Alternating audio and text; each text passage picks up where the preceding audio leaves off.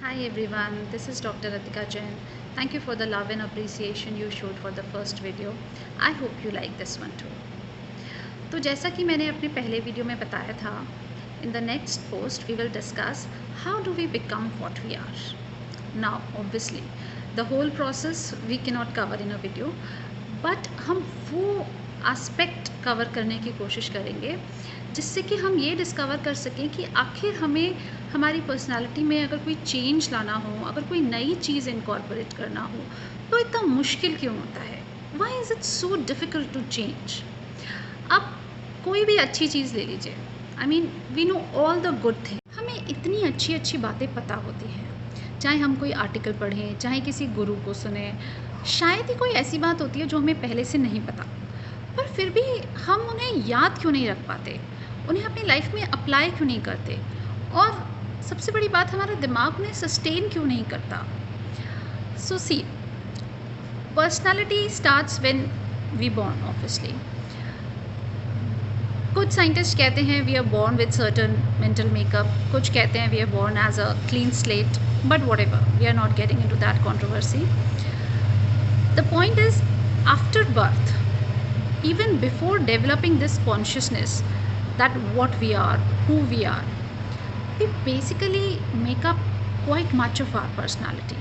जैसे आपने अमिताभ बच्चन का वो ऐड भी सुना होगा, पहले 1000 दिन, they are very important for the physical and mental makeup of a person. इसमें सबसे बड़ा रोल होता है ऑब्जर्वेशन लर्निंग का। मोस्टली जैसा हम अपने बड़ों को, पेरेंट्स को, रिलेटिव्स को बिहेव करते हुए देखते हैं, वो ही हम इमिटेट करते हैं और वो ही हमारी पर्सनालिटी में इनकॉर्पोरेट हो जाता है। इसको हम आम भाषा में संस्कार भी कह देते हैं, but this is not purposefully और forcefully learned, this is just what we observed. पर ये चीज़ उम्र भर हमारे साथ रहती है।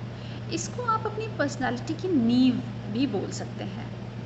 अब जब हमारी पर्सनालिटी की नींव बन गई, तो इसके बाद समझ लीजिए कि हमें ये कॉन्शियसनेस डेवलप हुई कि हम क्या हैं, हम कौन हैं, वी आर डिफरेंट, मैं एक एंटिटी हूँ। इसके बाद जब भी हम कोई नई इन्फॉर्मेशन सुनते हैं या नई चीज़ हमें पता चलती है, तो हम उस चीज़ को वैसे ही हमारे दिमाग में रजिस्टर या स्टोर नहीं करते हैं। उस नींव का बहुत गहरा असर पड़ता है हमारे आगे आने वाले जीवन पर। कैसे? इसको हम साइकोलॉजी में कहते हैं कॉन्फर्मेशन बायस। इसको मैं आसान भाषा में समझाऊं तो इट वर्क्स एज फिल्टर्स। हमारा दिमाग एक सेलेक्टिव छलनी की तरह काम करता है। Let's take an example. Suppose हमने एक आर्टिकल पढ़ा विच इज़ अबाउट लाइफ में कौन कौन सी चीज़ें इंपॉर्टेंट होती हैं, और उसमें 4 चीज़ें थी: money, health, relationships and career. जब आपने वो पढ़ा तो आपको वो चारों चीज़ें बिल्कुल अच्छी लगीं, आपने उनको बहुत अप्रिशिएट भी किया, आपको लगा कि हाँ ये बिल्कुल सही है, आई अग्री विद दैट। पर ये सारी चीज़ें हमें एज इट इज़ याद नहीं रहती। पढ़ते तो हम सारे हैं, पर याद वो ही रहता है जो हमारे पहले से बनी विचारधारा या वैल्यू सिस्टम या पर्सनालिटी से मैच करता है। सपोज़ कोई हेल्थ कॉन्शियस है, तो वो क्या देखेगा कि अरे इसमें हेल्थ भी है, देखो मैं तो पहले से ही सोचता था कि हेल्थ इंपॉर्टेंट है and now it is there. Suppose कोई पर्सन मनी माइंडेड है, तो उसके लिए दिमाग में क्या होगा कि see money is among the top 4 most important things, definitely this is very true. तो उसको बाकी 3 चीज़ें ऑल्दो उसने पढ़ी हैं, पर ज़्यादा फोकस उस चीज़ पे रहता है जो ऑलरेडी हमारी वैल्यू सिस्टम से मैच करता है। थोड़े दिन आपको वो याद रहेगा, 2-4 दिन, ग्रेजुअली धीरे धीरे बाकी चीज़ें फेड अवे हो जाएंगी।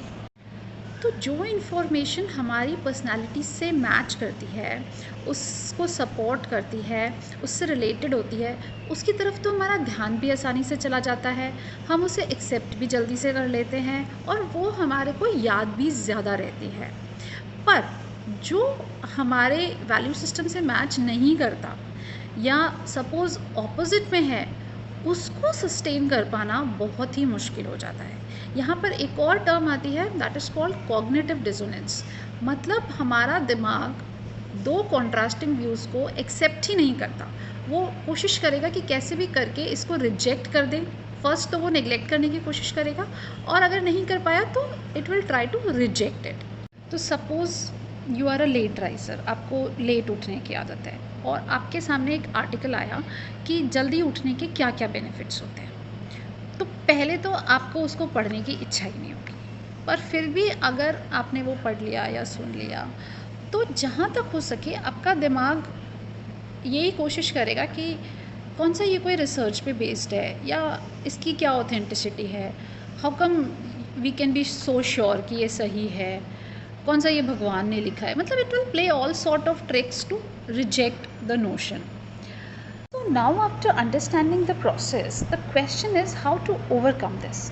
हमें अगर कोई नई एक्टिविटी या कोई नया बिलीफ इनकॉर्पोरेट करना है तो हम करें क्या. आई थिंक हमको ये करना चाहिए कि हम परसिस्टेंटली उससे रिलेटेड इन्फॉर्मेशन रिपीट और रीप्ले करते रहें, बिकॉज वी नो कि हमारा दिमाग इंस्टेंटली तो उसको नोटिस नहीं करेगा, नेग्लेक्ट करने की कोशिश करेगा, but we know that we have to do this. Suppose you want to incorporate yoga, आप चाहते हैं कि आप थोड़ा टाइम योगा करें बट आप नहीं कर पा रहे, तो आपको क्या करना चाहिए कि उससे रिलेटेड जितनी भी अच्छे आर्टिकल्स हैं या वीडियोस हैं या जो भी योगा की अच्छाई बताते हैं, ऑथेंटिक सोर्सेज जिस पे आप सच में ट्रस्ट करते हैं, बिलीव करते हैं, उनको रिपीटेडली सुनिए बार बार, ताकि आपका दिमाग आपको ट्रिक ना कर सके कि ठीक है ना, फैमिली ज़्यादा इंपॉर्टेंट है या योगा ज़्यादा इंपॉर्टेंट है, या मैं जो घर के काम करती हूँ वो भी तो एक्सरसाइज ही है. It will use all sort of tricks, but you have to understand and make your brain understand कि नहीं, ये इतना इंपॉर्टेंट है कि इसके लिए मेरे को थोड़ा टाइम निकालना ही पड़ेगा. So you read all sort of those things, keep on replaying those videos, ताकि कोई वे आउट ना रहे. और थोड़े दिन आप ये करेंगे, फिर gradually that will become a part of you. Then you won't be requiring to उसको पीछे पढ़ने की ज़रूरत नहीं रहेगी. पर थोड़े दिन कॉन्शियसली आप पीछे पढ़िए, बार बार रिप्ले पे वो वीडियोस देखिए जो कि इसकी यूज़फुलनेस और इसकी अच्छाई बताएं. So this is about it. अगर इससे रिलेटेड आपके दिमाग में कोई क्वेश्चन है या कोई सजेशन है तो please write in the comment section below. I would love to hear from you. अच्छा, एक और बात, after watching the last video one of my friend she called me and said कि ठीक है, मैं तुम्हें कॉल कर सकती हूँ क्योंकि मैं तुम्हारी फ्रेंड हूँ, but how is this practical कि हम एक अननोन पर्सन को फ़ोन करें और उससे अपनी फीलिंग शेयर करें, उससे अपनी सारी प्रॉब्लम डिस्कस करें. Now this is a genuine question, but देखा जाए तो it's all are mental inhibition. ये बस हमारे मन का एक विचार ही है.